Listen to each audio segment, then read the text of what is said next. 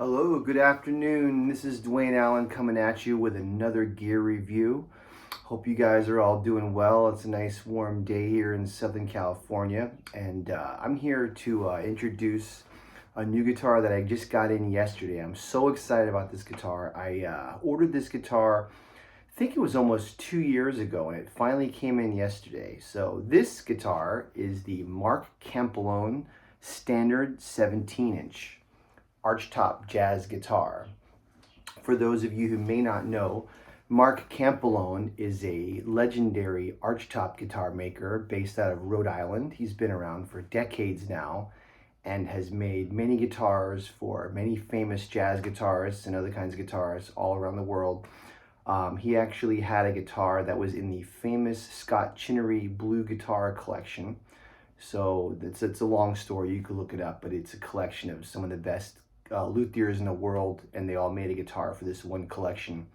So Mark Campellone was one of those guys. Anyway, I had been dreaming of getting a Gibson L5 style guitar for many years and just never got one, mostly due to the crazy expensive prices that Gibson L5s are fetching nowadays. It seems like a used one at this point is $7,000 or $8,000 and up. So I never really wanted to shell out that much money for a guitar, at least for an L5 style guitar. So I started looking around and trying to figure out, okay, I know there's a lot of great luthiers out there. Who can make me a guitar as good or better than a Gibson L5? And there's many great luthiers out there, but one of the names that kept coming up quite often was a guy named Mark Campellone. And I had heard about him for years because whenever I would read any jazz guitar magazines or anything like that, you would kind of see ads for his guitars in there. So I had always been aware of him. And a lot of people on forums and talking to friends and so forth had often said that Mark can get the closest to in sound and build to like a classic Gibson type of archtop guitar. I mean, Mark doesn't copy Gibson, he does his own thing, but his kind of his style of guitar making seems to be a little closer to the Gibson camp. A great guitarist here in Southern California named Frank Potenza, I know Frank, he's a great guy. He has a Campellone, and I had spoken with him about his guitar. He finally let me come over and play his guitar, and I was blown away by how beautiful his guitar was and the build quality and the sound. So that's when I realized, okay, I think Mark is going to be my guy. I think Mark had like almost a 2-year wait at the time. I can't remember, something like that. He may have a longer wait now. But if you go on to his website, mcampellone.com, I believe it is, you can see all of his different models. And if you look at his guitars, you will see that his prices are very reasonable. I mean, these kinds of guitars are by no means cheap, by any stretch of the imagination. But compared to many of the other luthiers out there, he's actually very reasonable. And I don't know Mark personally, even though we've spoken a few times, and he's a great guy. I have a feeling he's trying to make guitars for working guitarists, because some archtop makers out there, they make guitars that no working musician can afford unless you're like a star. So, and that's not that great. Guitars should be played by professionals and making records and gigging and all that. So anyway, this is the least expensive Campellone model, called the Standard, and it's basically, it's the same build quality and construction quality as all of his guitars. It just has less bling. This guitar has very little binding and inlays and so forth, so it makes it a little bit more affordable. This is what the headstock looks like. It's very beautiful. It's an understated guitar, but it's not naked. I mean, there's some beautiful binding to it. So basically what this is, when I had ordered this from Mark, is I had asked him to make the specs as close to a Gibson L5 CES as possible. I'm sure Mark has some of his own variations on what he does, but so basically it's a 17-inch archtop guitar, 17-inch body, 3-inch thickness, all solid wood, solid spruce top, solid maple back and sides. And if you notice, it's got some nice flame to it, but nothing over the top.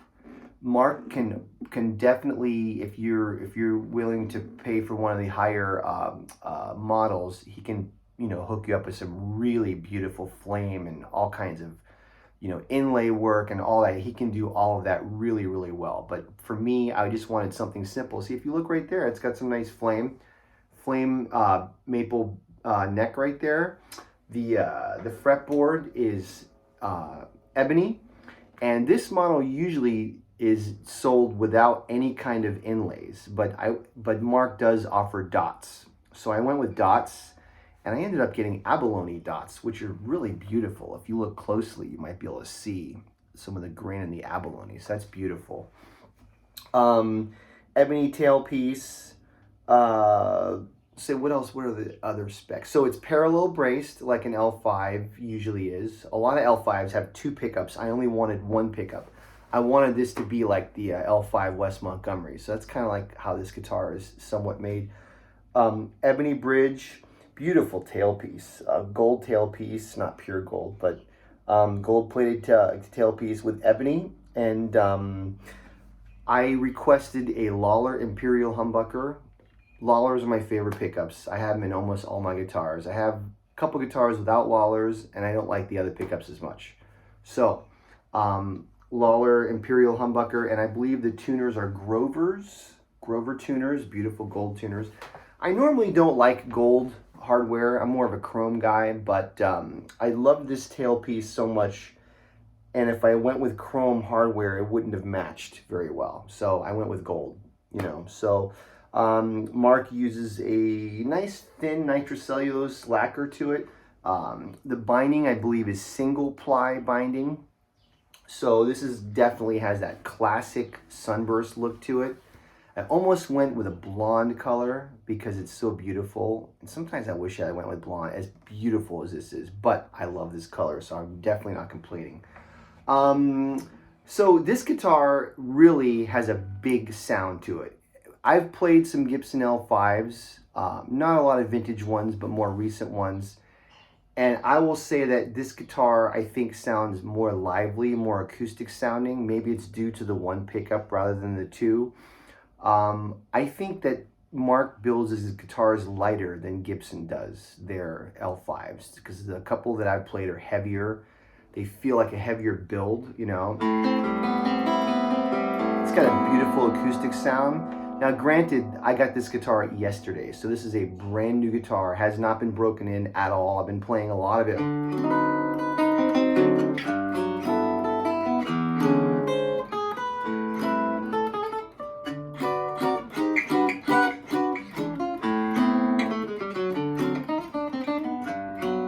That's the acoustic sound, beautiful sound, but we want to hear it plugged in. It's got a really classic, great sound.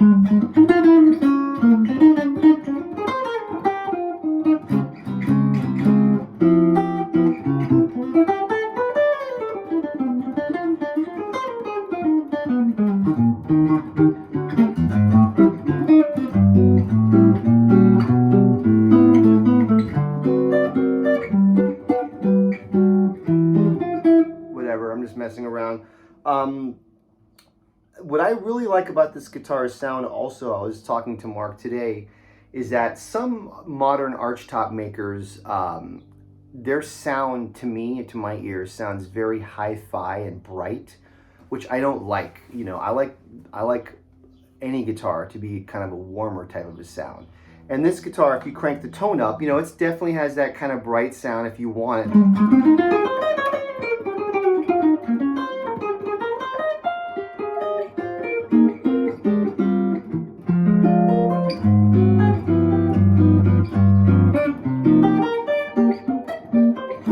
Not super bright though.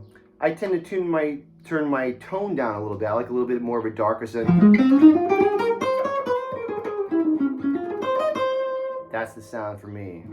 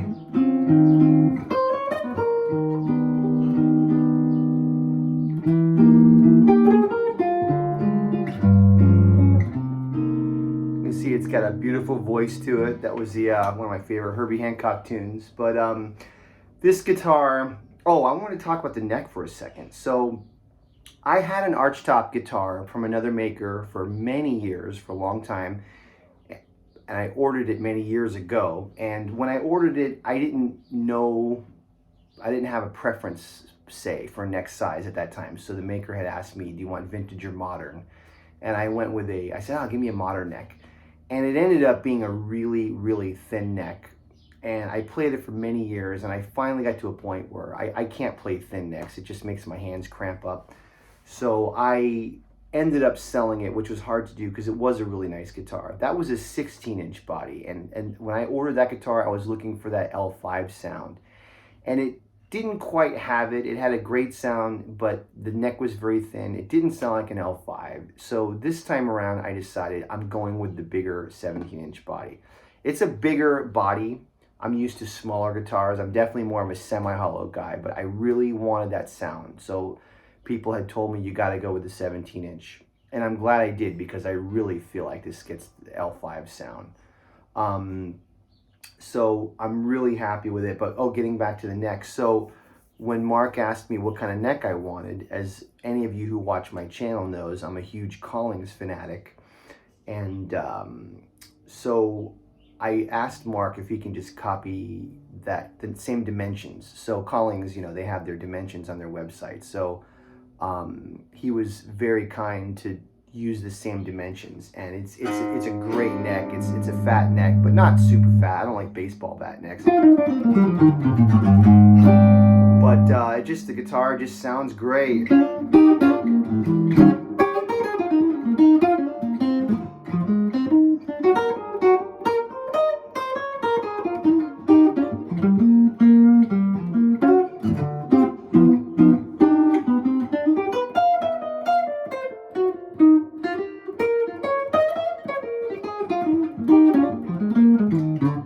Always wanted to be able to get that Wes or George Benson sound, and you can get close with a lot of my other guitars, but this guitar just has it, I love the acoustic sound.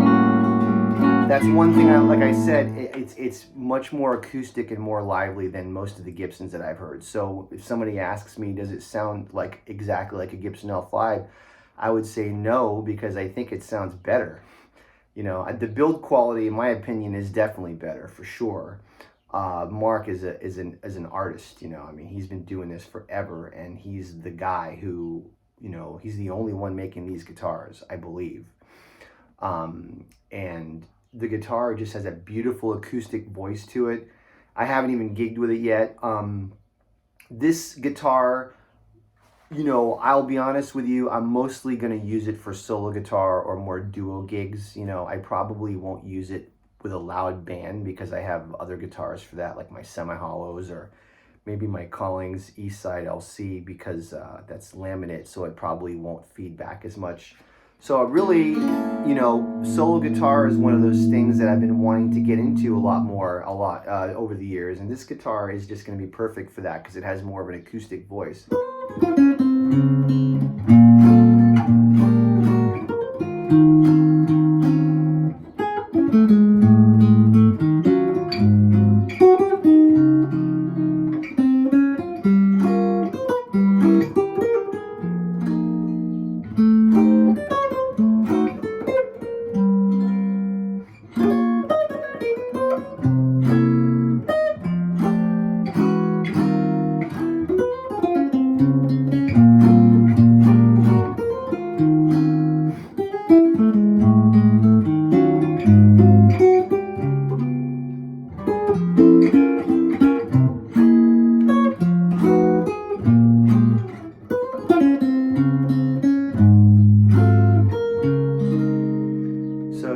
going to be really nice to work on for that kind of stuff.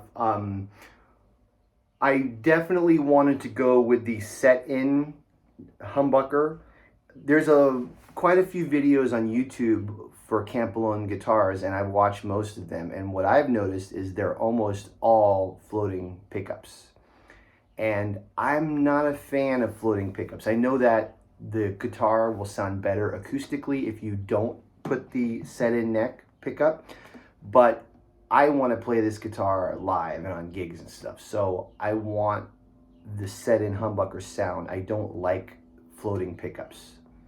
Although I will say Frank Potenz's Campellone has a specific floating humbucker that sounds really good. So whatever he uses, I love that one. But I thought it'd be cool for you guys to hear what a Mark Campellone Archtop sounds like with a set-in humbucker. I want that Wes Montgomery sound, you know. I'm not Wes, but you know, you got to have the set-in pickup. The floating pickup's not going to get it.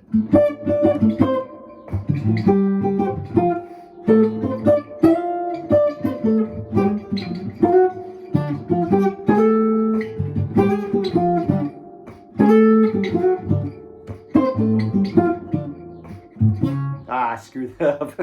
I don't play octaves very often, but it sounds pretty close. It sounds really good. One of the challenges about this type of guitar is that I'm gonna have to fight the urge of trying to sound like Wes or Kenny Burrell or Benson, because this type of guitar just has that sound. And I really love those players, and I love playing in that style, but I'm gonna take the challenge of this guitar and try not to sound like those guys, you know, and try to sound like me. I like, you know, more of a sustaining kind of a sound. So I'm hoping that I can still keep my voice on this guitar. I'm sure I can do it. Bill Frisell plays a million different guitars and he always sounds like Bill Frisell, but I'm not Bill Frisell. Anyway, this is really a beautiful guitar. I hope I covered all the aspects of it. If you guys are looking for a custom-made Archtop guitar that is amazing in quality, Mark Campellone is your guy. I mean, if you're willing to wait. I ended up just waiting, and eventually he sent me an email and said, okay, we're ready to start, and I sent him a check, and we got started. I had to sell a couple guitars, and I'm not lying. As you can see, I got this guitar and another one recently, so I'm moving some stuff around. Anyway, hopefully you guys enjoyed the video. I talked a lot, but that's okay. One last thing, I probably mentioned this already, but Mark was so great to work with.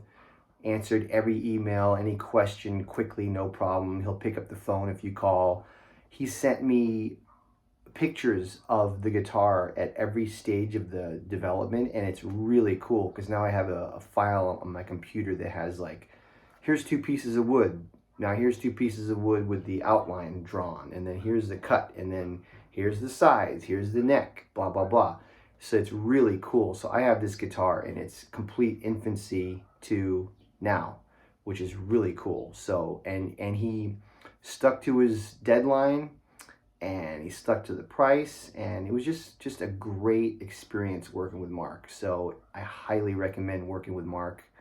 I hope to get him on my LA Guitar Hang podcast for an interview. He says he's going to do it, so hopefully we can make that happen. I know he's very busy making guitars for you guys. So anyway, if you're looking for a great Archtop maker, Mark is your guy. Hope you enjoyed. If you liked the video, please hit subscribe, please hit like, and we will see you guys next time. Have a good one.